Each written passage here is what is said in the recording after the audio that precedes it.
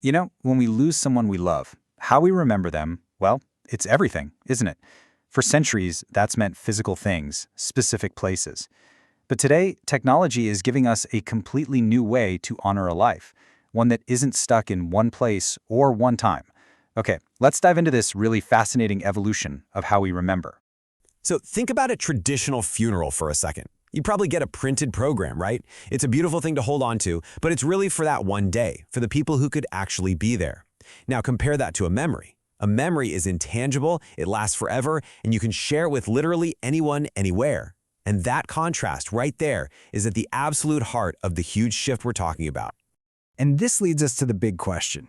Our families and friends are scattered all over the country, sometimes all over the globe. So how in the world do you create one central place for all those memories?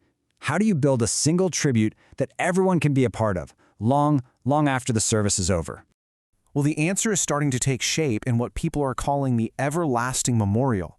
It's an idea that was basically born from this need for connection, a totally new tradition that's built for the way we live now, in this digital interconnected age. So what is it really? A digital memorial website is just that, a dedicated online space to celebrate someone's life. Honestly, the best way to think of it is like a permanent, living guestbook or a tribute wall that anyone can visit from any device, at any time, from anywhere in the world, forever. So what makes this so different? Well, for starters, unlike a stone monument, this is a living space. It can be shared instantly with just a click. There's no limit to the photos or videos you can add, so it becomes this incredible home for stories from everyone who knew them. And that is what really lets distant relatives and friends truly be part of remembering. But this is about so much more than just technology solving a logistics problem.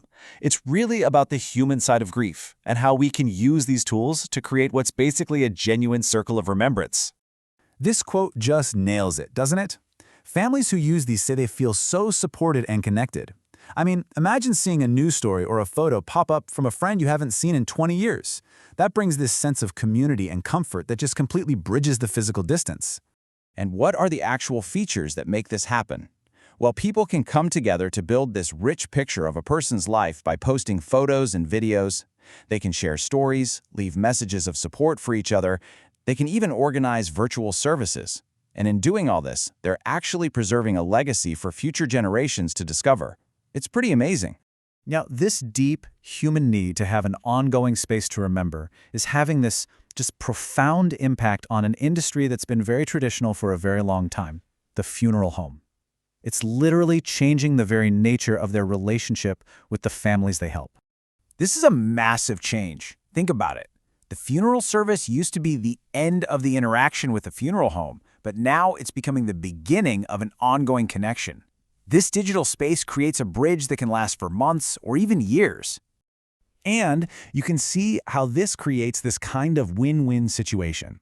When a family shares the memorial link, it connects their entire network of friends and family. But at the same time, for the funeral home, every share increases their visibility.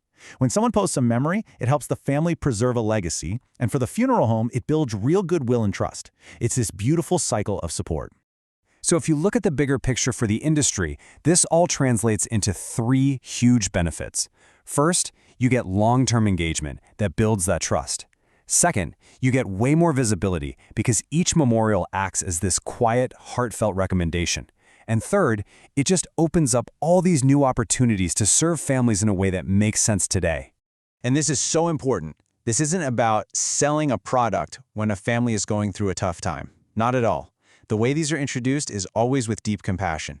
They're usually presented as a gift of remembrance from the funeral home, explained as a safe place to share memories, and shown as a tool to bring everyone together. It's all about service, not sales. All right, so let's just zoom out for a second. What does all this really mean for the future of how we remember? We're talking about the rise of a digital legacy, and that raises some pretty fascinating questions about, well, a new form of immortality. When you boil it all down, what we're seeing is that remembrance itself is transforming. It's shifting away from being a single event, like a funeral, and becoming a living, evolving online space. A space that actually grows with every new story, every new photo, creating this permanent, dynamic tribute to a life. And that leaves us with one last really powerful thought. As more and more of our lives are lived and recorded online, Are we stepping into an age where our legacies, the collected stories and images of who we were, are actually becoming immortal? It's something to think about.